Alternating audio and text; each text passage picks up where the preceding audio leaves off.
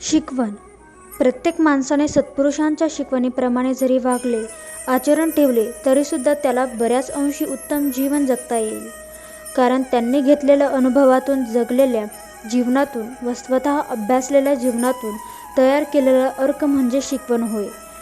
शिकवण ही नेहमीच पथदर्शक असते. त्यामुळे शिकवण अंगीकारायची असते.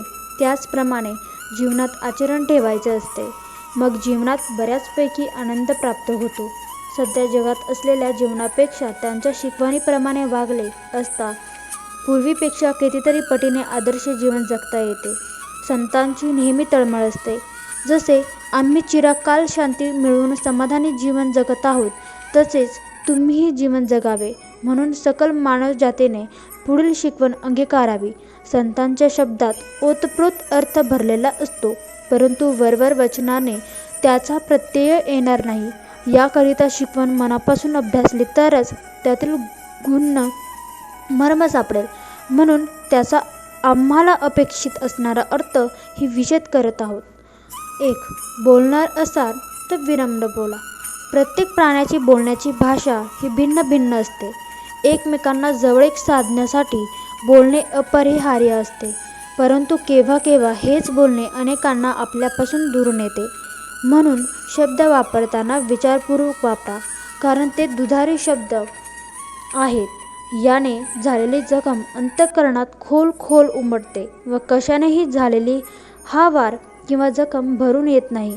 सहवासाप्रिय म्हणून इतरांच्या सहवासाखेरीज बराच काळ एकलेपणाने जीवन जगू शकत नाही. म्हणून परिस्थितीचे गांभीर्य लक्षात घेऊन दुसऱ्याबरोबर बोलताना त्याच्या अंतःकरणाला इजा पोहोचेल असे बोलू नका.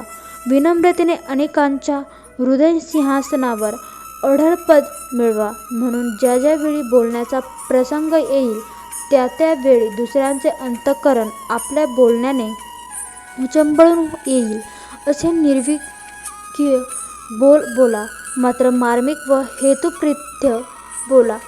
2. मोठे होणार असाल तर ज्ञानाने मोठे व्हा. निसर्गात आपल्यापेक्षाही कितीतरी प्रचंड देहाचे प्राणी आहेत, परंतु आपल्यापेक्षा त्यांना गौण मानले जाते. त्यांची पशु म्हणून गणना केली जाते. हेच काय, परंतु माणसामध्ये सुद्धा सद्यस्थितीत अगदी 7.5 हे 8 फूट उंचीचे माणसे आढळतात. परंतु नुसते उंचीने वाढून काय उपयोगाचे? जी उंची इतरांना उपयोगी पडत नाही, तसेच त्या उंच माणसालाही वारंवार त्रासदायक ठरते, अशी उंची काय उपयोगाची आहे? कारण अशा उंच माणसासाठी सर्वच गोष्टी खास वेगळ्या कराव्या लागतात. ज्या उंचीमुळे स्वतःला व इतरांना त्रास होतो, अशी उंची आणखी 100 फूट असली तरी तिचा काही उपयोग नाही. त्या जाडीचा तर स्वतःलाच उपयोग नाही.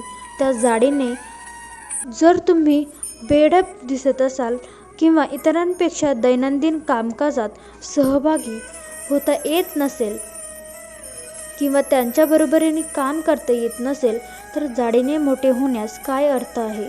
काही लोक श्रीमंतीने मोठे होतात, परंतु ती श्रीमंती इतरांना उपयोगात येत नसेल तर त्या मोठेपणाचा उपयोग काय?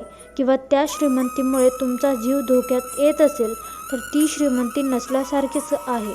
म्हणून तुम्ही ज्ञानाने मोठे व्हा, की जे ज्ञान हिमालयाच्या उंचीला सुद्धा लाजवू शकेल किंवा जगातील सर्वात उंच एव्हरेस्ट शिखराला या ज्ञानामुळे मान झुकवावे लागेल. अशा ज्ञानाने मोठे व्हा, जेणेकरून तुम्ही सुखी व्हाल.